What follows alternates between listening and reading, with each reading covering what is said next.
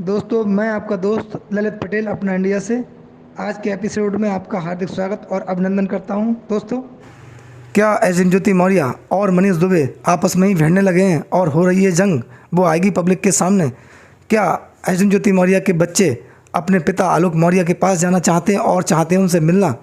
क्या भ्रष्टाचार के आरोप में मनीष दुबे और एजेंट ज्योति मौर्य के खिलाफ होगी जांच? एपिसोड में आपका बहुत बहुत स्वागत और अभिनंदन है।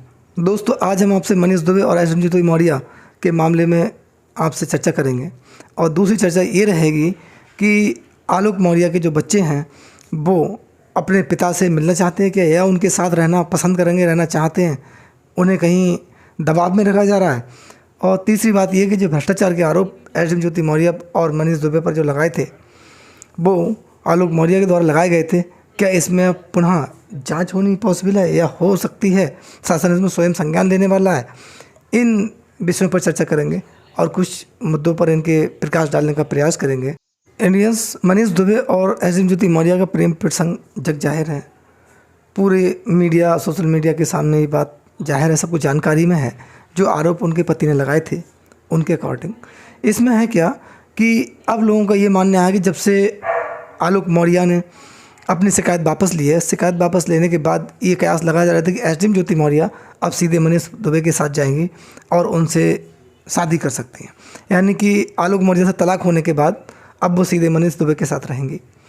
लेकिन एसडीएम ज्योति मौर्य की तरफ से ना तो कोई बयान आया है, ना कोई उन्होंने इस प्रकार का प्रपोजल रखा है किसी के सामने कि मैं मनीष दुबे के साथ जाऊँगी। ना मनीष दुबे इस मामले में बिल्कुल तटस्थ रहे हैं।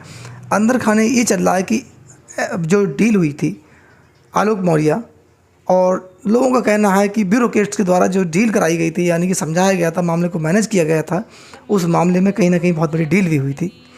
कहीं कुछ लोगों का ये भी कहना है कि इसमें दबाव भी डाला गया था, आलोक मौर्य पर दबाव की स्थिति भी थी और उसे लगा कहीं ना कहीं समझौता करने में ही भलाई है, ऐसा कुछ हुआ। लेकिन कहीं जानकार ये कहते हैं कि अब इसमें जो डेट नियत है फैमिली कोर्ट में प्रयागराज में तलाक की, उसमें एजेंट ज्योति मौर्य अपना मुकदमा वापस लेंगी न्यायालय के समक्ष जाकर और वो इस मामले को समाप्त करेंगी। कुछ लोगों का ये भी कहना है, लेकिन अधिकांश लोगों का ये मानना है कि ये तलाक होकर रहेगा। एसडीएम ज्योति मौर्य और आलोक मौर्य दोनों अलग हो चुके हैं, इनके बीच ऐसा कोई मामला अब नहीं रह गया है कि एसडीएम ज्योति मौर्य अब आलोक मौर्य के साथ रहना पसंद करेंगे। कुछ लोग तो कहते हैं उनके पद से ही गिरना है, जो अपने पति को सीधे सीधे कहती हो कि आपने जो शब्द सुने थे वो ऐसे शब्द कठिन हैं, क्योंकि किसी भी पद की गरिमा या कोई किसी के काम से किसी आदमी को उसको प्रताड़ित करना या उसकी लज्जा भंग करना ये ठीक नहीं है। और एसडीएम रहते हुए उन्होंने ये शब्दों का प्रयोग किया, ये भी ठीक नहीं है। लोगों का ऐसा मानना है। आलोक मौर्य ने ही अपने प्रयास से कहीं ना कहीं आलोक मौर्य का बहुत बड़ा त्याग रहा है ज्योति मौर्य के लिए। उन्होंने इनको एसडीएम बनाने में बहुत प्रयास किया, क्योंकि एक पति रहते हुए उन्होंने बहुत दायित्व निभाए जो एक फादर के दायित्व भाइयों के दायित्व हो सकते हैं।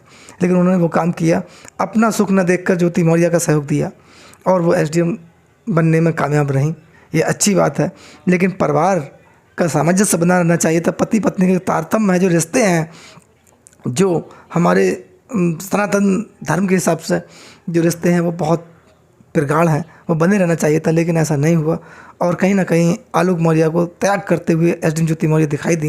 उन्होंने सीधे सीधे उन्हें अपमानित करने का भी काम किया। लेकिन अब ये सुनने में आ रहा है कि मनीष दुबे भी एसडीएम ज्योति मौर्य के साथ नहीं रहेंगे। इनमें भी कहीं ना कहीं आपस में मतभेद हो गए। मनीष दुबे की पत्नी तनु पाराशर हैं, वो भी इस मामले में लगी हुई हैं।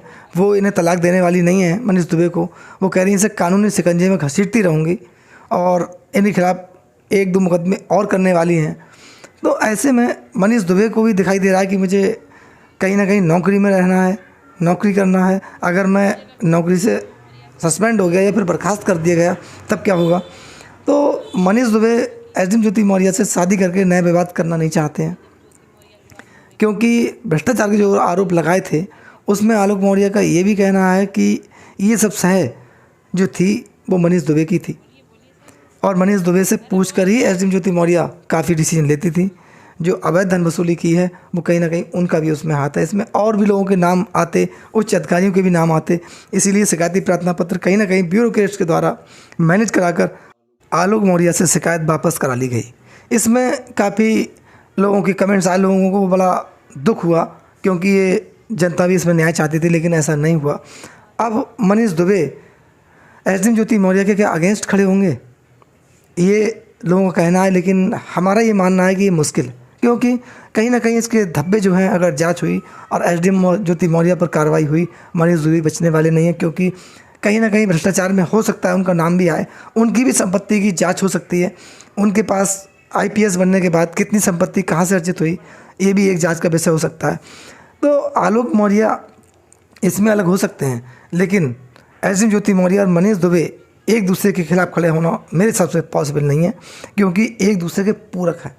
आपने नेताओं के विवाद देखे होंगे, अन्य लोगों के विवाद देखे होंगे, लेकिन ब्यूरोक्रेट्स के विवाद आपस में आज तक नहीं सुने होंगे। क्यों कि इनमें आपस में बहुत सामंजस्य होता है, भले एक दूसरे को नहीं जानते हों, लेकिन एक दूसरे का साथ देने के लिए पीछे नहीं हटते हैं।